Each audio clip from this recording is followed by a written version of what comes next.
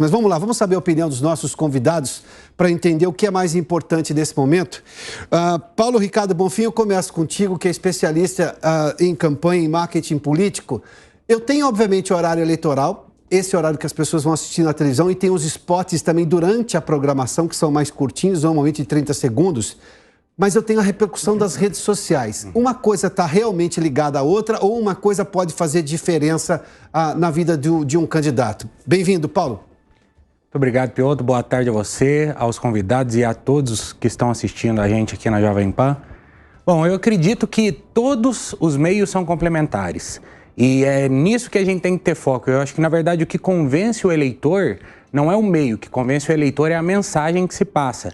E é aí que a gente entra na questão da repercussão, que é o que você está falando. Que eu acho que é o mais importante de tudo dentro disso. É a gente usar o horário eleitoral gratuito na TV e usar a TV como um meio para repercutir na internet, repercutir no WhatsApp, repercutir no Telegram, enfim, usar os meios como ferramentas complementares de exposição da mensagem, para que a mensagem seja massificada na cabeça do eleitor. A gente convence um eleitor através do impacto emocional da mensagem ou através da repetição do debate, da repetição da mensagem. Então, a gente tem que entender que o programa eleitoral gratuito, ele tem que ser uma ferramenta de repercussão. A gente tem que usar ele para que depois dele a gente continue repercutindo aquilo na internet, a gente continue repercutindo aquilo nas redes sociais, no WhatsApp, enfim, em todos os meios. Então, eles são sim complementares e eu acredito que todos têm poder de grande convencimento. E eu falo até da televisão, inclusive, né? Que muito mais do que a propaganda eleitoral gratuita, que é um pedacinho pequeno da televisão, se ainda tem os debates, se ainda tem as discussões jornalísticas, né? Os debates dentro dos jornais. Então, a televisão é uma ferramenta ainda muito importante dentro da campanha eleitoral, principalmente para fonte de repercussão. Então, é dela que a gente extrai várias coisas, vários cortes, memes e tudo mais para as redes sociais e convencimento do eleitor. Até porque tivemos, hoje, inclusive, aqui na Jovem Pan, tivemos a sabatina com o candidato Ciro Gomes do PDT, amanhã está marcado Simone Tebet. No programa Pânico também há entrevistas com presidenciáveis, ou seja, o presidente Jair Bolsonaro que participa amanhã do Pânico, né? E também, ou seja, tem essas entrevistas de exposição na mídia, tem também esse recurso da internet agora, que são exatamente essas discussões de 5, 6 horas de programa, enfim. Maíra Goulart, seja bem-vinda, boa tarde. A pergunta que eu lhe faço é, fato é que na eleição passada, não só no Brasil, e a gente cita o fenômeno americano também, a internet foi muito poderosa. Há hoje uma preocupação em relação a notícias falsas, ou seja, um controle de contas que em algum momento tem que se levar em conta também o quanto que isso não afeta a liberdade de expressão, mas esse não é o tema. O que vai ser feito hoje nesses programas obrigatórios de televisão é já pensando na repercussão que isso vai ter na internet ou uma coisa é muito mais importante do que a outra? Certamente. E é difícil colocar em hierarquia, né, indicadores de hierarquia entre televisão e redes. Elas cumprem funções complementares e ambas aumentam aquele que é o propósito da campanha eleitoral, que é aumentar a informação por parte do eleitor, tornar os candidatos mais conhecidos pelo eleitor, e não só os candidatos, mas também as ideias, os programas, as propostas, essa dimensão informacional tão importante no estabelecimento de vínculos entre representantes e representados. E é esse o papel que a eleição cumpre para a democracia, aproximar a sociedade civil e Estado. E agora, comparando esses dois meios, né, a televisão e as redes, eles são complementares porque a televisão, primeiro, ela tem uma temporalidade própria e muitas vezes até essa temporalidade permite que um candidato explore mais as suas ideias, mais detalhadamente, mais longamente, que nas redes às vezes ele fica muito segmentado em fotos, vídeos, uma coisa mais curta e com menor capacidade de explorar. E segundo, é atingir segmentos que são formadores de opinião, porém que não estão tão conectados quanto os demais, talvez pessoas mais velhas, mais pobres, mas que são capazes de repercutir essas informações que elas vêm assistindo com a sua família, né? E porque é essa conversa com os familiares, com os amigos, que acaba definindo o voto, sobretudo para as eleições proporcionais e mesmo para o Senado, em que é na reta final de campanha em que você tem as principais definições do voto. Bom, a senhora fez uma observação importante. Boa parte das pessoas realmente decide agora, ou seja, esse argumento é muito importante do que apresentar e como apresentar, porque quando a gente está falando de uma eleição polarizada, lá atrás surgiu a ideia de que não, as pessoas já estavam decididas. Eu particularmente acho que isso faz... O clima de campanha não vai mudar voto ou não estou dizendo isso, mas que as pessoas começam a se envolver e, obviamente, que o envolvimento aí sim pode levar a uma mudança de voto. Não é simplesmente a proximidade, é o envolvimento com o tema. Porque, obviamente, elas têm que cuidar da vida. Nós estamos vindo de um mundo pós-pandemia ou de uma pandemia que ainda existe, mas num momento completamente diferente. As contas de pagar do dia a dia, ou seja, o que as pessoas vão fazer agora é se envolver verdadeiramente com a eleição. E é isso que muda o cenário. Exato, tem muitos cargos em disputa. Se para a presidência da República a gente tem 2 candidatos muito conhecidos, não podemos falar o mesmo dos outros cargos, né? Nós temos eleição para deputado estadual, para deputado federal, e muito da população não sabe em quem votar, nem conhece as pessoas, não se lembra em quem votou, e vai ser nessa reta final de campanha que elas vão receber um papelzinho, que elas vão ver na televisão, coisas que para nós que trabalhamos com política parece inimaginável que vai ser aquele papelzinho que vai virar voto, mas para quem não está conectado, quem não está vibrando com a eleição como a gente, é nesse momento que vai ser chamado a pensar, tem 2, eu vou pedir, vai ser 2 para deputado, a pessoa vai se chamar a pensar sobre isso. Mas o que é deputado federal e estadual? E é um momento importante para a gente informar, inclusive, a diferença entre os dois. Tá. Então, eu acredito muito nas mídias tradicionais, nesse papel de formação mesmo do cidadão, para que ele compreenda as suas instituições políticas. Doutor Luiz Manho, seja bem-vindo, boa tarde ao senhor. O senhor vê alguma preferência especial por parte do eleitor de acreditar no que ele vê no programa de televisão e rádio e ouve no rádio, ou que ele acompanha quase que 24 horas por dia na internet? O que pode influenciar mais o voto dele? Olá, Adalberto, olá, colegas do debate. É um tema base extremamente fascinante, em especial porque está numa profunda transformação. Sem dúvida alguma, se a gente for perceber, 2018 foi um choque de paradigma, uma mudança de paradigma estúpida sobre a importância que a televisão e a lógica de formação de coligações, para que eu pudesse, a partir dessas coligações, aumentar a minha projeção, e isso reverteria em votos, essa lógica que durante muito tempo dominou, em alguma medida, a construção da imagem do candidato e da consolidação e da conversão disso em voto, sofreu um duro golpe em 2018. Na nossa realidade, nas eleições presidenciais, fazendo com que, de fato, nós temos uma importância muito grande, só que aí, essa importância está atrelada, sobretudo, o quanto os candidatos e a sua equipe de marketing são capazes de articular aquilo que foi falado pelos meus 2 antecessores, articular a mídia tradicional, a televisão, transformando esta mídia em comunicação para suas redes sociais. Agora, sobre a questão do eleitor, eu acho que a gente tem, no fundo, 3 grandes grupos, né? Temos um grupo pequeno de eleitores, percentualmente pequeno, que vive a política e vive uma certa bolha, uma certa realidade, uma câmara de eco que respira e transpira a política. Nós temos um grupo de eleitores, talvez mais significativo, que tem algumas preferências já sedimentadas, e as preferências sedimentadas estão, sobretudo e quase que exclusivamente, em relação ao cenário presidencial, não nos demais cargos em disputa. E temos uma grande margem de eleitores, 20%, 30%, que estão absolutamente indiferentes em relação à política. E em um cenário de polarização, para campanhas presidenciáveis, o governo de governo, etc., arrebanhar, chegar nesses indiferentes é o desafio. E o desafio que tem que conectar, sim, as mídias tradicionais, tem que conectar, sim, as suas câmaras de eco, os seus grupos, as suas bolhas nas redes sociais, mas tem que ser inventivo ao ponto de tentar arrebatar, tentar chegar naqueles que são exatamente aqueles que vão definir a eleição, que é aquela grande margem de indiferença.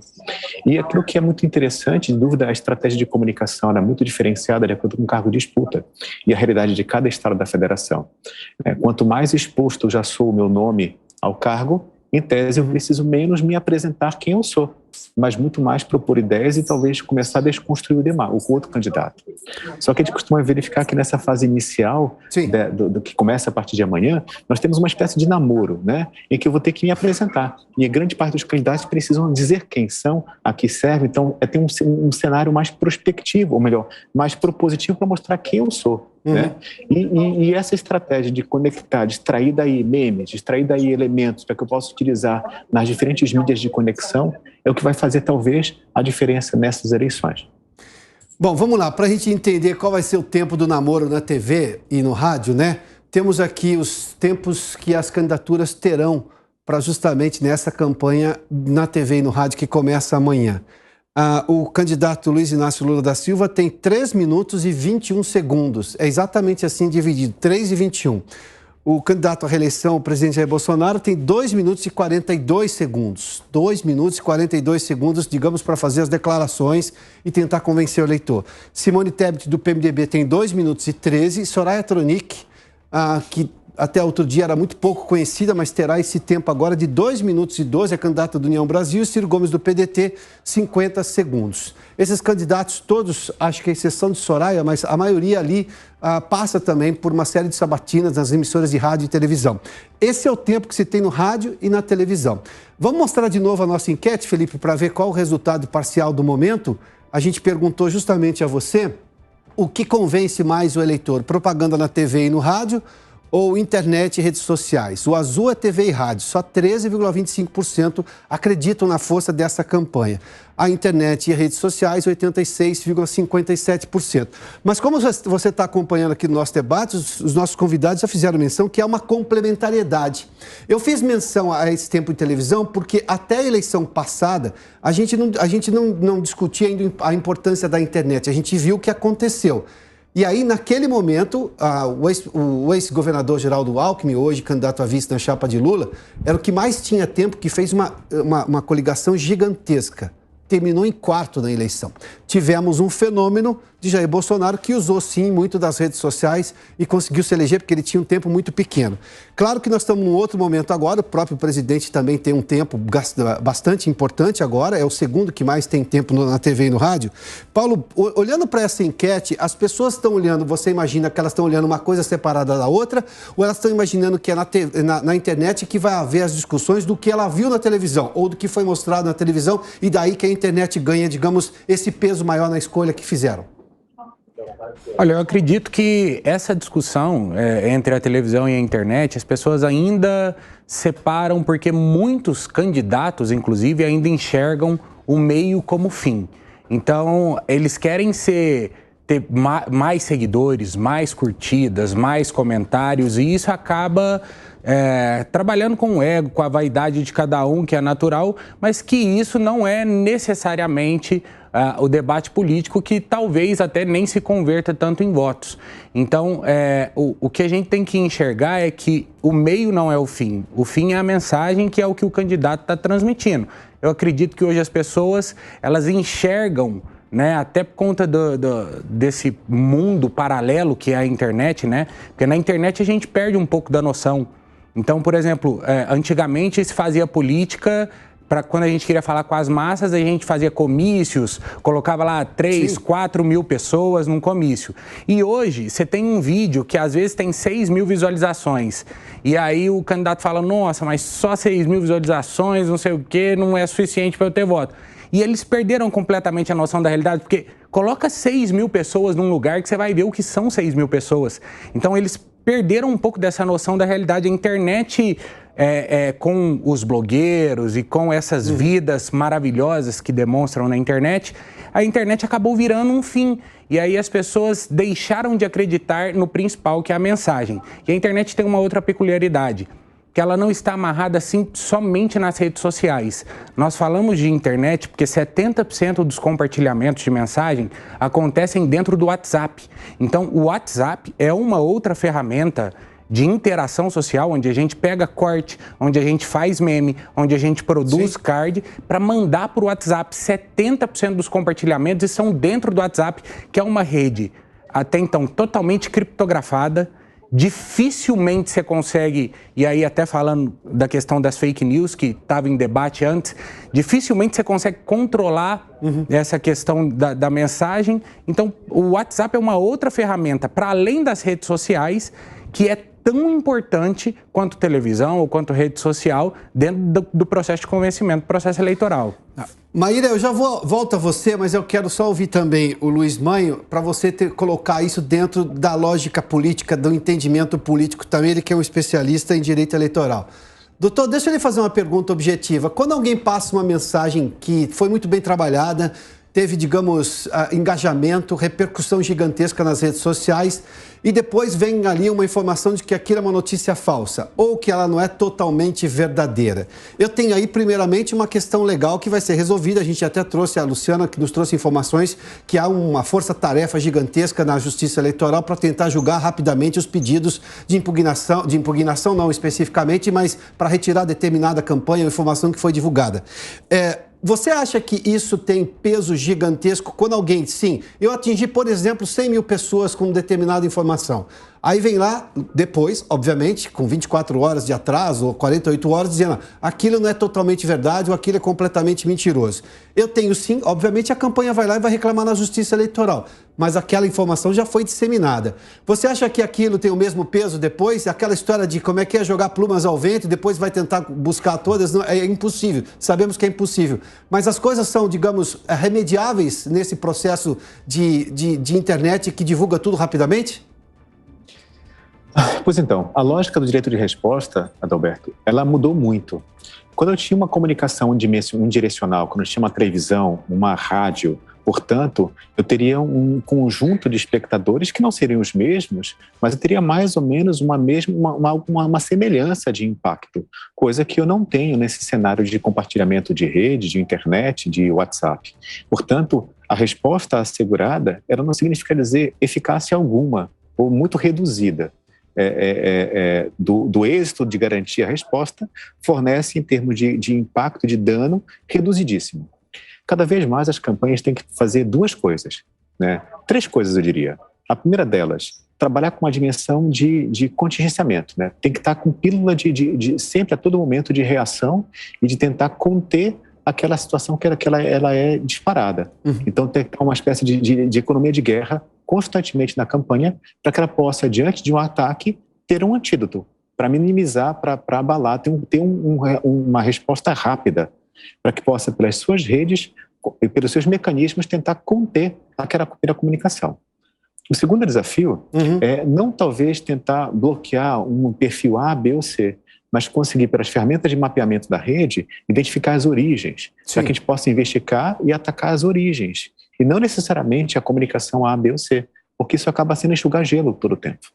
E o terceiro aspecto que é fundamental é que, e aí tem um impacto significativo, que tem que ser esclarecido de maneira muito significativa, que no período eleitoral, o compartilhamento por qualquer eleitor de informação sabidamente inverídica tem um condão de configurar crime eleitoral. E essa questão tem que ser revelada, tem que ser informada. Né? E quando essa comunicação ela é feita por pessoas ligadas diretamente à campanha, tem um impacto significativo que pode resultar em ações de cassação ou de reprimendas eleitorais. E essa questão no combate de repressão, tanto de desinformação contra candidatos, quanto em relação a indústrias de fake news contra candidatos, quanto em relação à questão do próprio sistema eleitoral, tem tido uma ênfase significativa no controle. Por quê? Porque, de alguma forma, o Poder Judiciário sabe que não consegue impedir que isso aconteça, mas está deixando, anunciando que, olha, terão consequências para quem usar dessa estratégia como uma estratégia importante na sua comunicação política. Maíra, agora eu quero lhe ouvir justamente porque nós temos vários pontos de vista aí, porque longe de defender o vale tudo das eleições, eu tenho que considerar que ele pode existir. Ontem nós fizemos um debate sobre isso aqui no Prós e Contras, e a maioria das pessoas é contra o vale tudo das eleições. Mas eu também não posso aqui ser tão poliana achando que alguém não vai usar de algum excesso para tentar convencer o eleitor. Dentro da ciência política, como é que se faz uma situação como essa? Porque você pode talvez querer ser ético e não jogar isso porque não acredita naquilo e aquilo é uma mentira ou não é totalmente verdade, mas o outro lado pode fazer e pode atingir um número muito maior de pessoas do que, digamos, a sua resposta ou a sua tentativa de colocar a verdade ali à tona, trazer a verdade à tona. Como é que você lida com tudo isso? Bem, a ciência política oferece para a gente um panorama histórico que nos permite considerar o seguinte: desde Maquiavel faz uma crítica aos livros, aos escritos políticos que se faziam na altura, porque eles apresentavam um bom político, um bom príncipe, como sendo um bom homem, aquele que tivesse virtudes, né? Virtudes até cristãs, era assim a literatura política naquela altura, muito próxima da Idade Média. E aí ele começa a deixar claro que a política ela tem que ser julgada pelos seus próprios méritos. É o que a gente chama de revolução maquiaveliana, que deixa um pouco claro que os políticos, né, os príncipes, os governantes que tiveram mais êxito foram aqueles que, de alguma maneira, não se guiaram por esses princípios norteadores. É essa a orientação histórica que um dos grandes cientistas políticos da humanidade, Nicolau Maquiavel, nos traz. Então, eu acho que nós temos que acatar a história que nos indica que, durante uma campanha, não é de agora, não é com as mídias sociais, os políticos usam toda a munição que tem. E cabe, então, à justiça, como o Luiz estava muito bem falando, regular esses usos, né? E eu acho que um elemento novo na dimensão atual, no contexto atual, é que o cidadão comum ele deixou de ser só um receptor da mensagem. Sim, claro.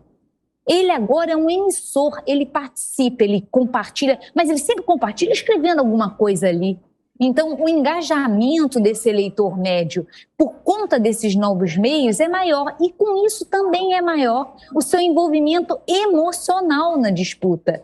Essa disputa tem um envolvimento emocional maior porque as mídias sociais estão mais próximas e as pessoas e esses lugares, né, de receptor, mensagem, aquele que cria, aquele que divulga e o que só recebe, estão cada vez mais misturados. Maíra Goulart, cientista política, muitíssimo obrigado pela participação nesse debate. Paulo Ricardo Bonfim, que conversou comigo aqui diretamente do estúdio, presente aqui no estúdio do Prós e Contras. Dr. Luiz Manho Pinto Basso Júnior, que conversou também conosco por videoconferência. Senhores, Maíra, muitíssimo obrigado pela participação aqui no debate. Boa tarde, hein?